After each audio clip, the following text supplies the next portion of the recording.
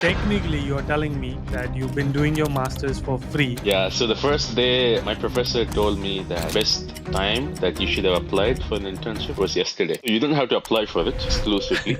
It's not part of the application. So after you come here, based on your profile, you're automatically considered for assistantships. What is the cost of living? Cost of living is very less, I would say.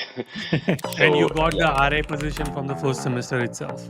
yes, the first 2 semesters I had an RA. I'm actually graduating with savings. Yeah, because you also got co-op. Thank you again for doing this.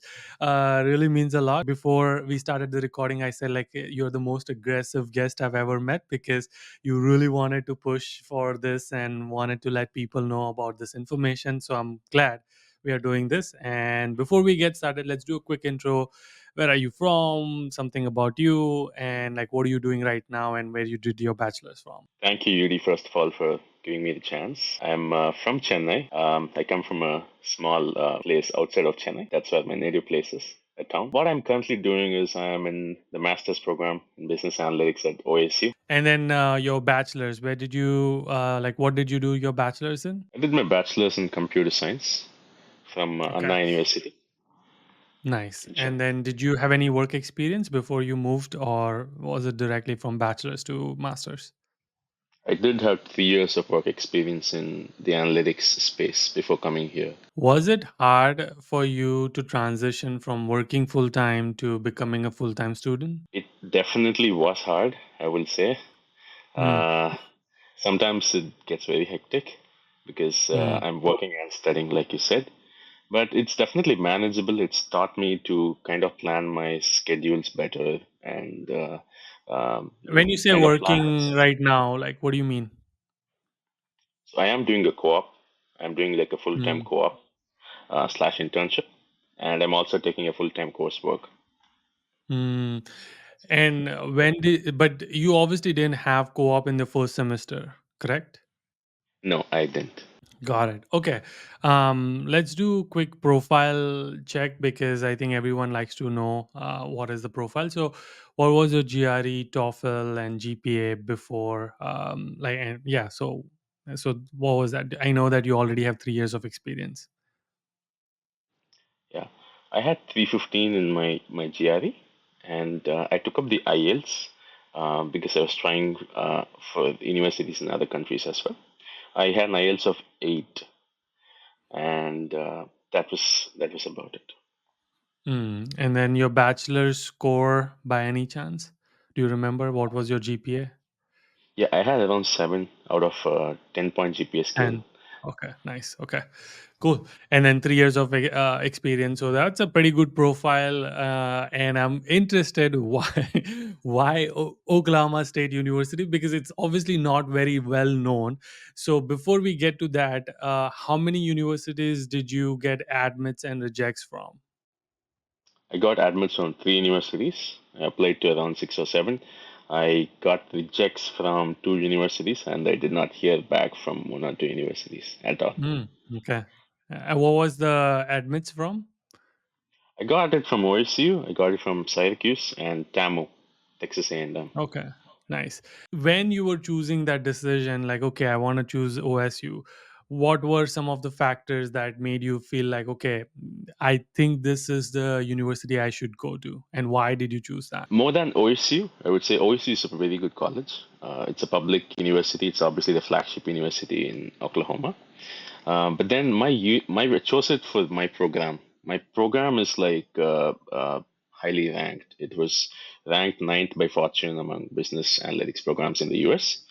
And I started speaking with my seniors. And the main thing that I wanted was a program which will give me a lot of industry exposure and kind of give Mm, me that experiential hands on learning. And also something that would have a very good ROI. And mm, in my opinion, from the research that I did, pretty much no other program offered this kind of ROI and like that hands on approach. So that mm. was primarily why I chose this program, even over like, programs like what Tamu had to offer. Yeah, that is very interesting because I absolutely, I mean, I knew about OSU, but I didn't know so much about Oklahoma State University. Plus, I mean, not a lot of people talk about Oklahoma as a state. so, so when it came to research, so you said you looked at master, like you looked at the your program itself, and from the program you realized that this is good for industry specific, like it's going to give you industry skills and exposures. How did you know that? Like what information did you find out that okay, this is going to give me that? So I started contacting the seniors from the program, Okay. Hmm. and one of my good friends, he studied in the program. Like he was a super senior to me, and I reached out to these people, and I reached out to a couple of professors as well. I emailed them, and so what I like really liked was everybody was talking about how the class size was small, and Hmm. there's just one intake in the fall. The class Hmm. strength for me is around 48, 50 people. At max, it's some 60 or 70. And this low class strength kind of gives you an opportunity to have that like one-on-one with the professors, and Hmm. you're able to connect with them better. And like that was one thing that I really liked about this course. And the other thing I researched was like what I found from a lot of people was many people got assistantship opportunities, and most Hmm. of the class was getting assistantship. When you get assistantship, your fee gets waived off. And Hmm. I was confident that I would get an assistantship, so I went ahead and applied. Nice. Okay. Got it. So for you, the choosing factors, it sounds like your choosing factor was course, the course itself. Then second was the cost, in a way, because you were confident that you will get like an assistantships, and that's why your cost will be minimized. Uh, Third was getting this special attention with professors, and hopefully that will help you get to exposure to other places in industry.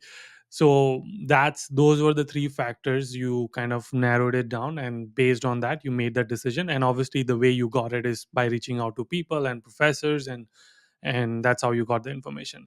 Do you, now that you are like here and studying and you're almost there to graduate, do you feel like the decision was worth it, or do you feel like I wish I would have done something different? I of course think it's worth it. I think it's one of the best decisions I've made, and so Mm, far it's been really great. And I would mm, advise like anybody who's considering the program, I would advise them to just go on with the application and just apply. You'll never know. nice. Yeah. All right. And then let's talk about fees, because just in general, like I want to understand, like it seems like inexpensive, but like what is the cost of Oklahoma, cost of attendance in general? But let's just start with tuition fees. Tuition was around roughly $44,000 overall for the course. 44 Entire to masters. Yes, 44 to $48,000 for the course itself. And And this is 2 years masters. yes, it is. Okay, nice. Okay, and then cost of living, I'm assuming it's cheaper, but like I want to hear like what is the cost of living? Cost of living is very less, I would say. It's Hmm. a small town again. That makes it even more affordable. So housing is cheap, and Yeah, groceries are what's cheaper. what, give us a range. Like what's your rent? Looks like you have a personal bedroom. Like what does your rent cost? I'm paying 300 for my room, and Wow. That is yeah, amazing. Cool. and I'm someone who uh, I'm not exactly living a Spartan life. Like I do spend quite a bit, and even on top of that, even like after all that, I do end up saving money. So that's good. Mhm. So would you say the student, like the cost of living, so 300 is your rent, probably another 150-ish to 200 for your electricity bills and all of that, and another 200 or so for your grocery if you're living with roommates. So it sounds like 700 would be like max. People would be paying 700 to 800, 900, maybe 1,000 max. Would you say? Yeah. Max 900. That's what I'd Yeah. say. Anything on Nice. top of Okay. that is luxury. Nice. Okay. I mean, you have a personal bedroom that itself is a luxury in terms of like study abroad and international students, because I was recently in NYU and Washington, and like a lot of people then like they share their bedroom, and yet sharing their bedroom where there's three people in the bedroom or maybe two people in the bedroom is like $1,200. So having your own personal bedroom and paying only $300 is a luxury. So all right, cool. What was your visa interview like for OSU? Is it you went and visa officer is like, oh, Oklahoma State University visa approved, or was that an interesting story? Well, I sounded very confident in front of the visa officer, and I think he didn't know much about Oklahoma State University, and I wasn't Mm. surprised. Mm. He asked me about like why I'm taking this particular university and this particular course, and I had a good answer to give him. I told him why I was going there, and I liked the course very much. I was stressing a bit on that about the course itself, and I think he was pretty convinced. So the questions they asked you was why this university? That's it. Like that's the only question he asked you. He asked me like 3 or 4 questions. He asked me why I chose OSU and why I chose that program. Apart from that, he was asking me if I had other admits and rejects, and he was kind of like wanting to know why I chose OSU over the other Yeah. admits. You started the program. If we can talk about like, so obviously you came. When did you come? When did you land? I came in August 2022, Okay. August 1st. So last year, so you came in fall 2022. You enrolled. Did you enroll the classes before coming, or did you enroll it after coming to United States?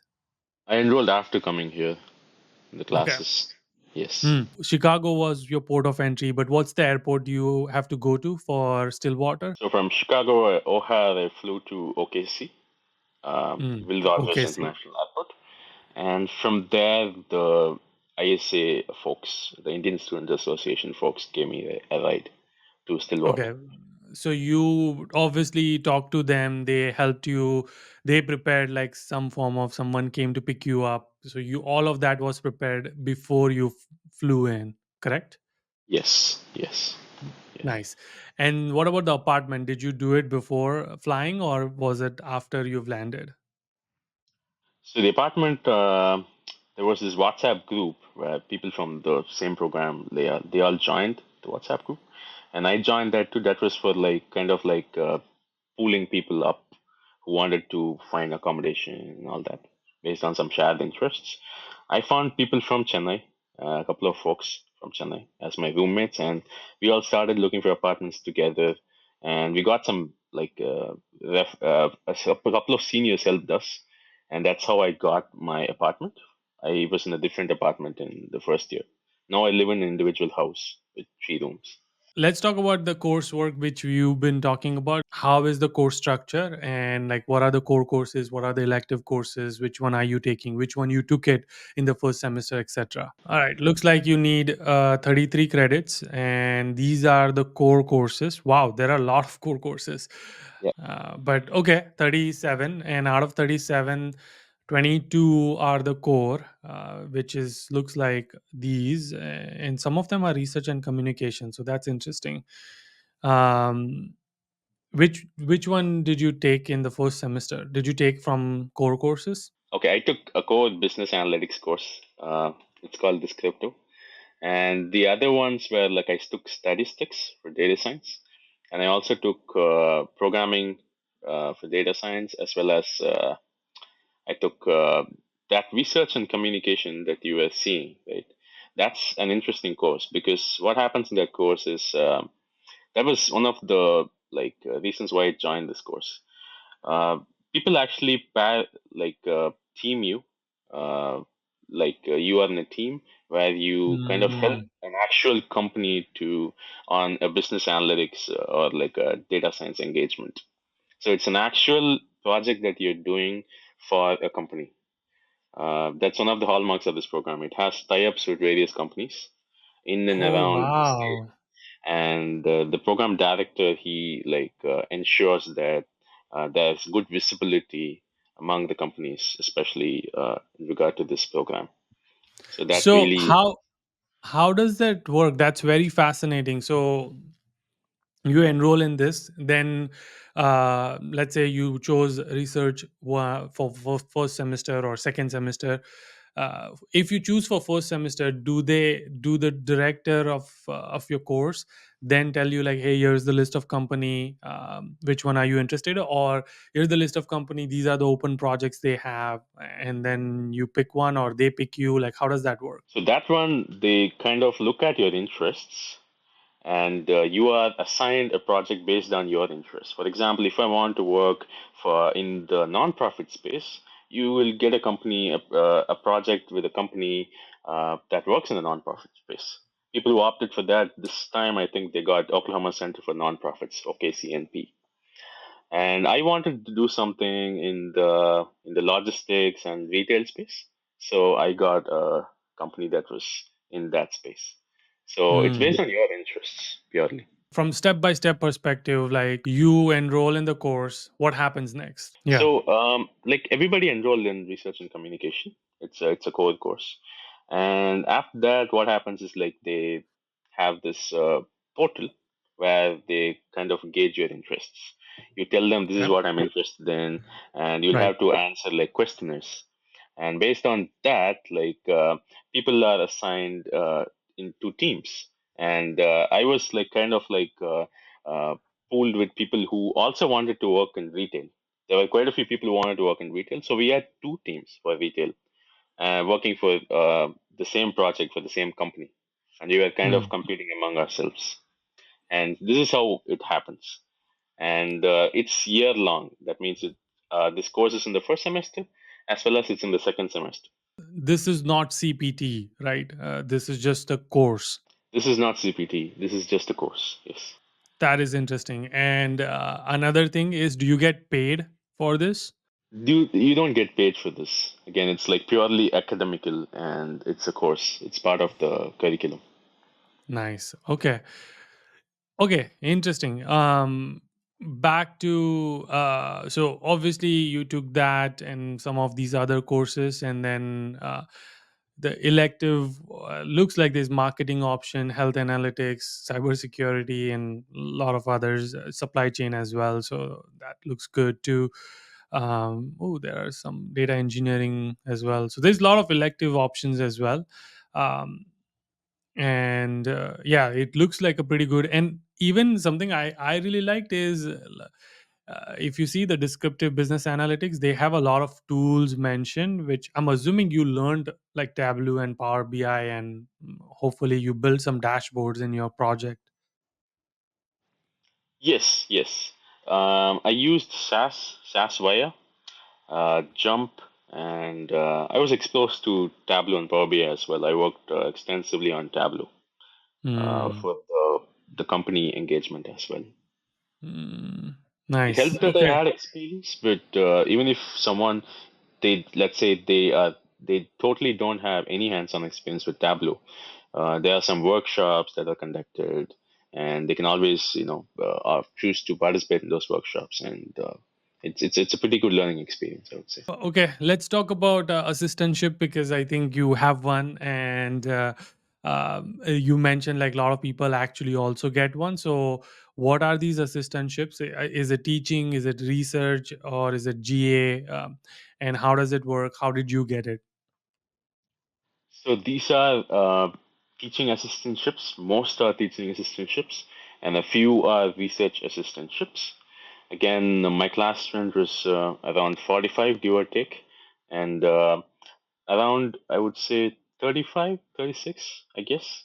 What? Got, yeah, pretty much everybody got assistantships. And What? Okay, this is so interesting. Wow. Okay, and I would say, like, I wouldn't be wrong if I say 40.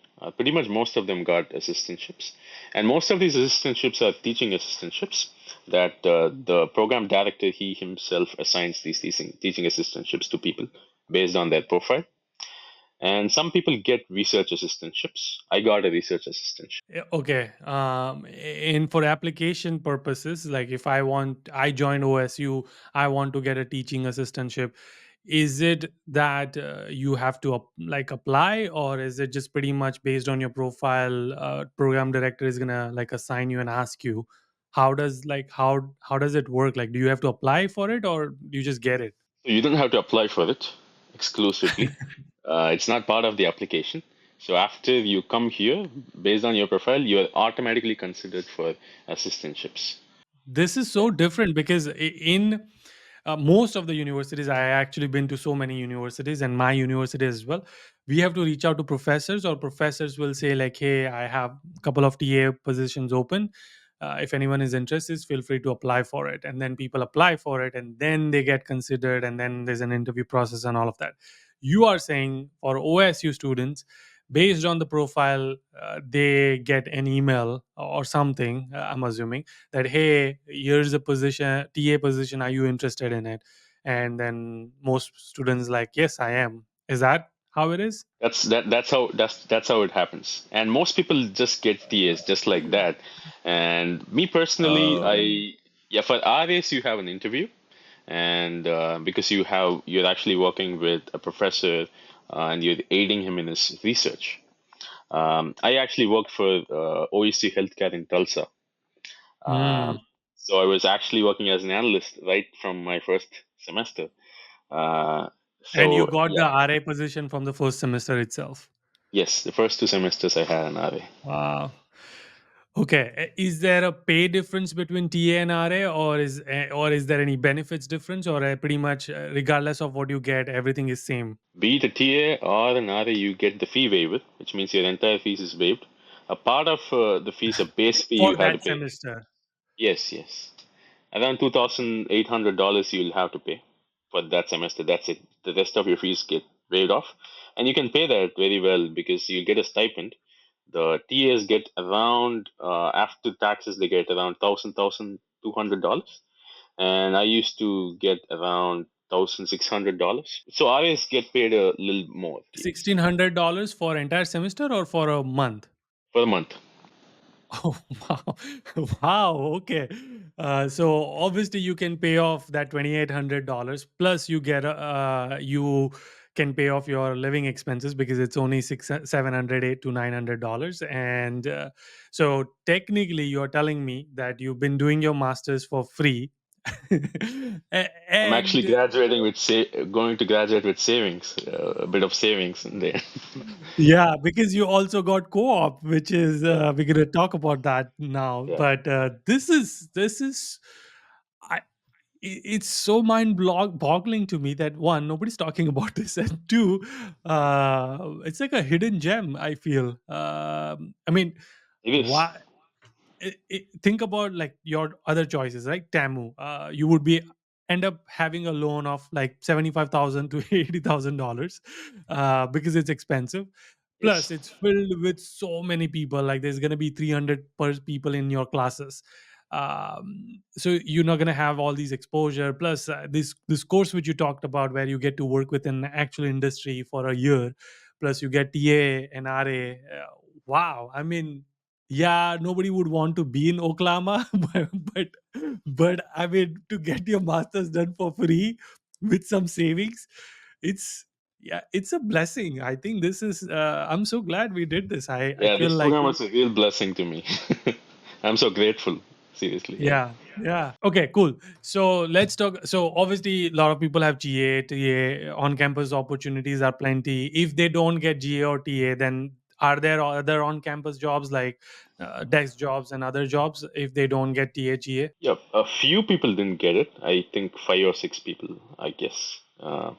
And they actually, on campus, there are quite a few on campus jobs. You can work in the university dining services, or you can work at the library. This is a 4 semester course. Something interesting you mentioned that within your second semester you got co-op. How is that even legally possible? Because you're not allowed to do CPD until 9 months or 2 full semesters. So how did that work? Oh, I interviewed for the co-op position in my second semester, but I was working Gotcha. from the third semester.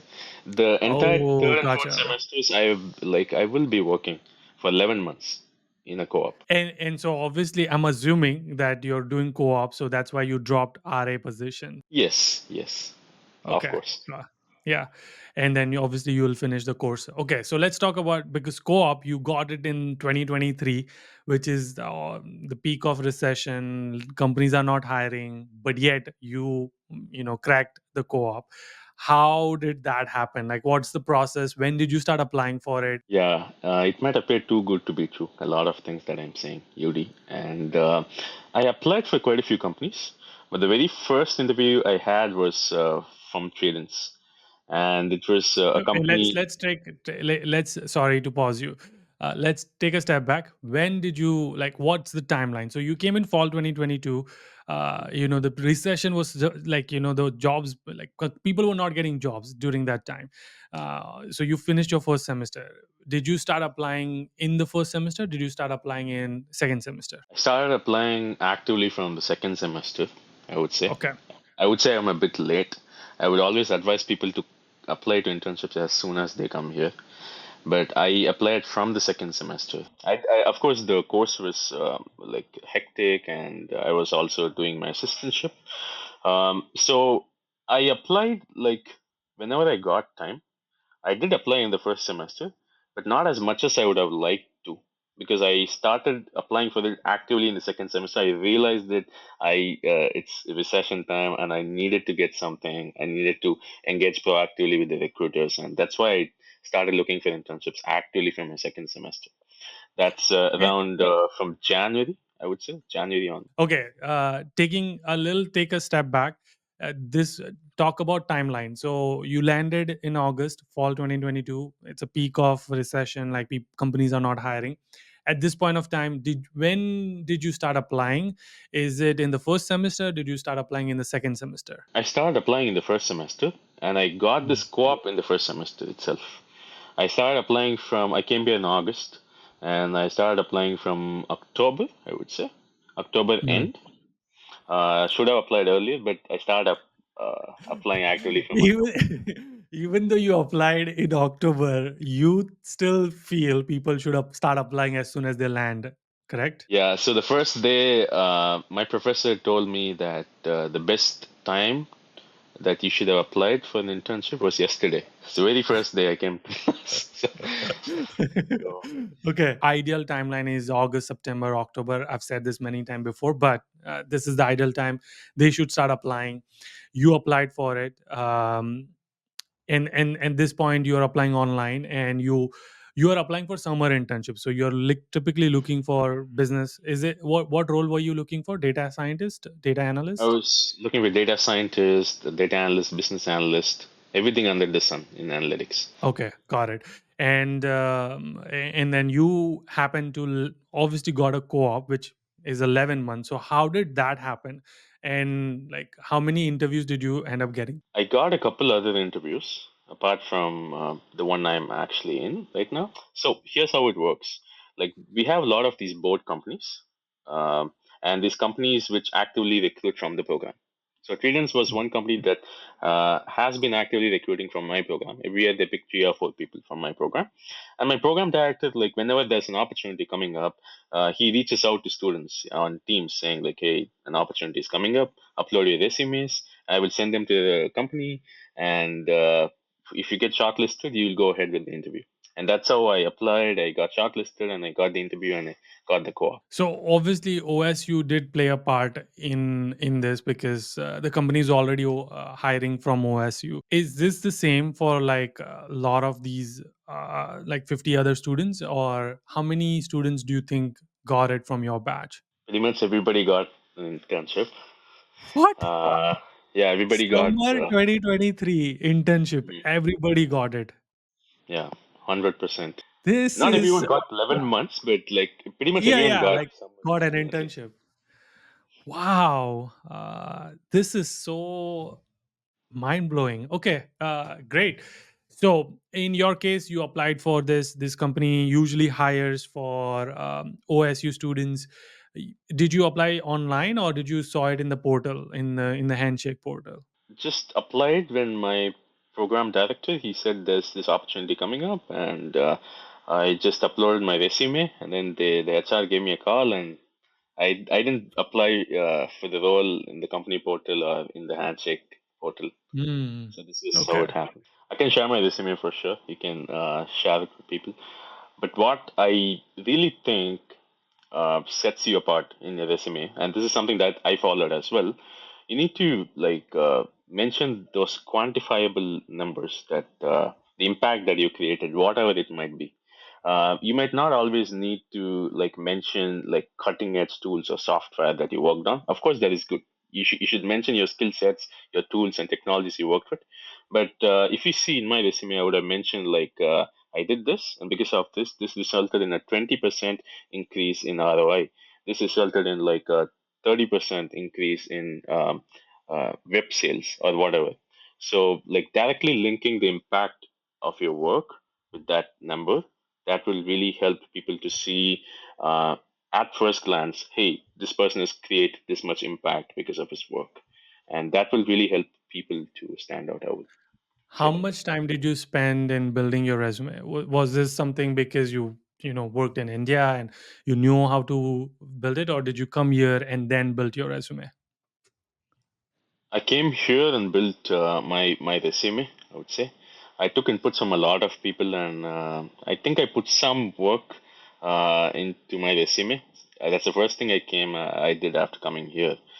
And there's this career cell. Every university will have a career cell. I would advise students to make use of that career cell, and they can really gauge your resume and provide a lot of inputs that would make you stand out among recruiters. Hmm. Something important you said is you spend time in building your resume, and you did it as soon as you come here. I even go above and beyond, build it before you come here, because then you feel a lot more confident that you have something, and then you are like actually just refining it and fine tuning it. But would you agree? Absolutely, absolutely. And then you said other interview calls. Did you get that through online application? How did you get those other interview calls? I got all of them through LinkedIn.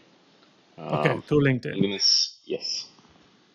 So obviously you worked on your LinkedIn. Is there anything specific did you do on your LinkedIn, or would you recommend that here are some of the basic things people should do when they start applying or start networking through LinkedIn?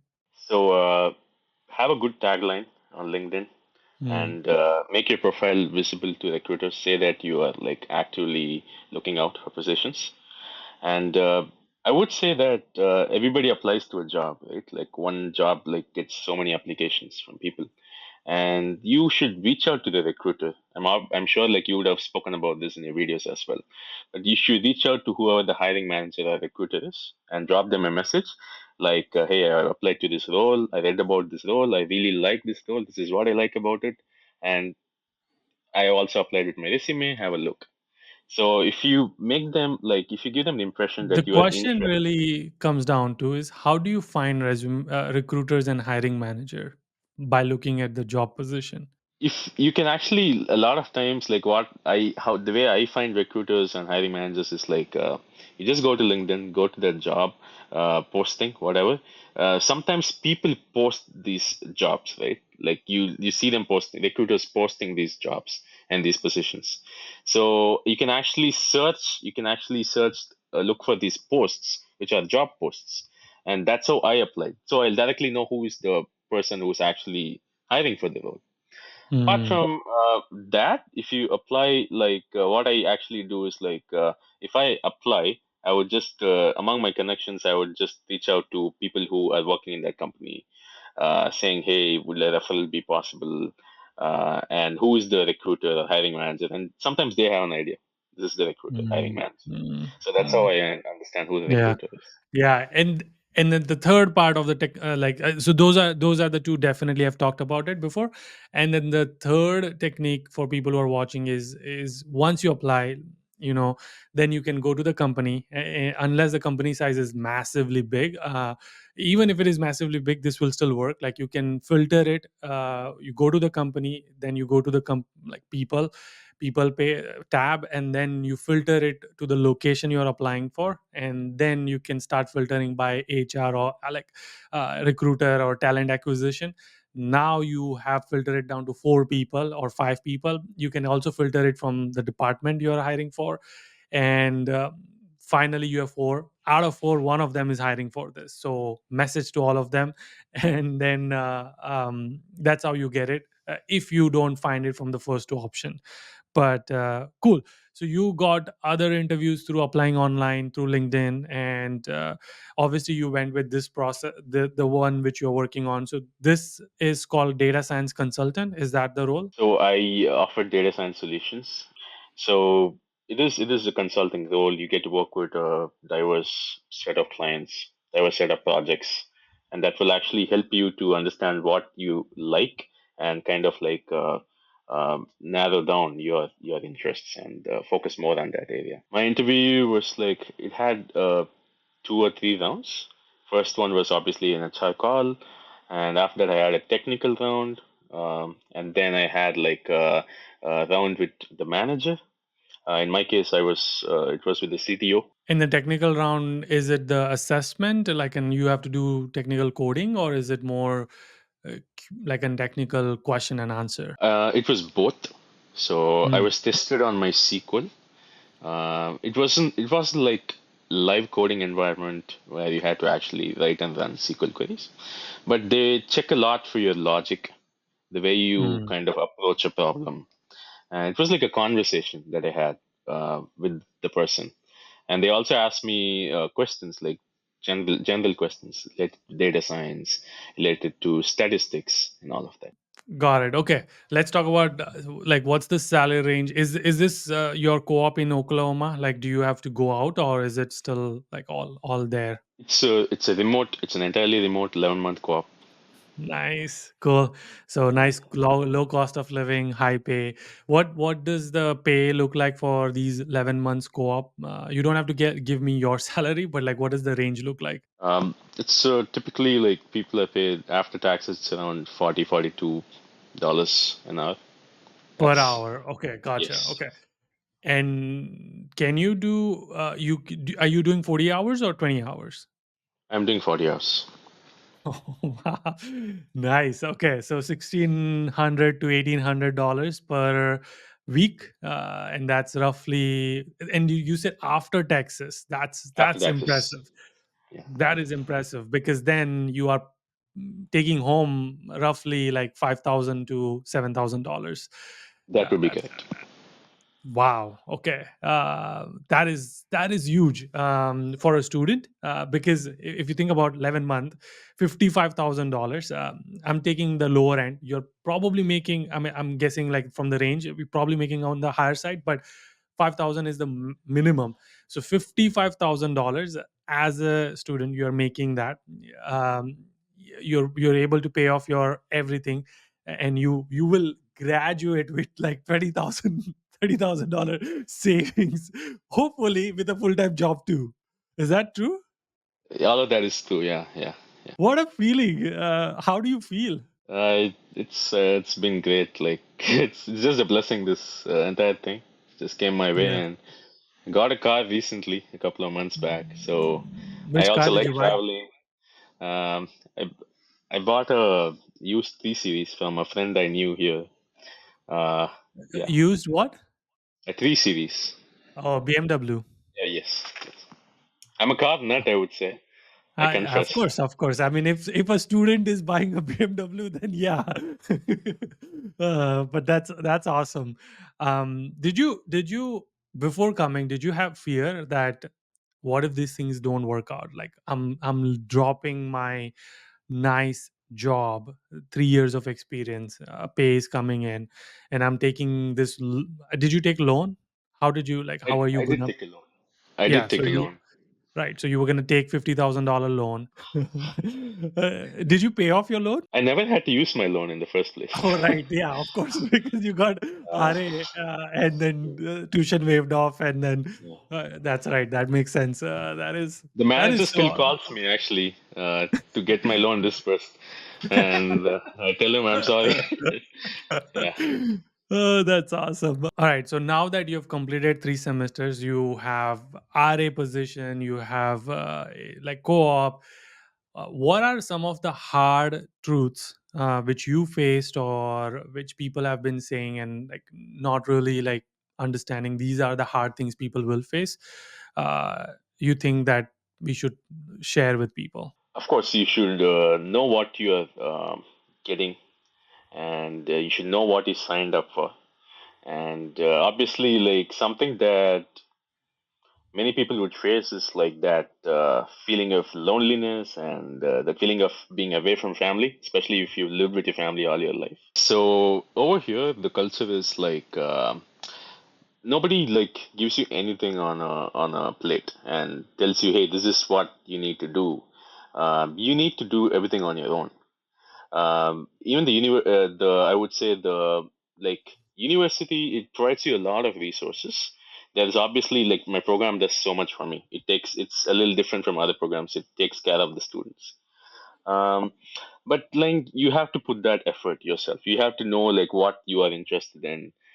Nobody is going to gauge your profile and say, hey, this is something that you need to do. There'll be some guidance, but you'll have to figure out a lot of things on your own and put that initiative, put that extra hours to do things on your own that you really like. And about the Mhm. brand itself, you got to build your personal brand, and you got to like somehow do something that would make you stand out. Mhm. I feel, and that's how you like create value and impact. I love it. I agree with both. No one is going to spoon feed you. You will have to go and dig it yourself. And I would say if you really want to do masters because you want to do masters, that is really good. If you like the course, if you like the university, that is really good. And if you want to do a master's just for the sake of coming to the US, I would say in that case it wouldn't be like completely worth it. Uh, mm, I would say if you really genuinely like to upskill yourself to do a master's, by all means come to the US. mm, My mm, program itself, it is competitive. It has a 20% acceptance rate.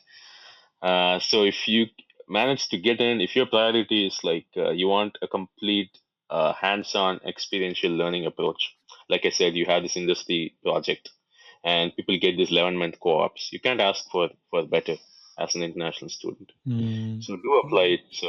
It's a Yeah, really good yeah, option. yeah.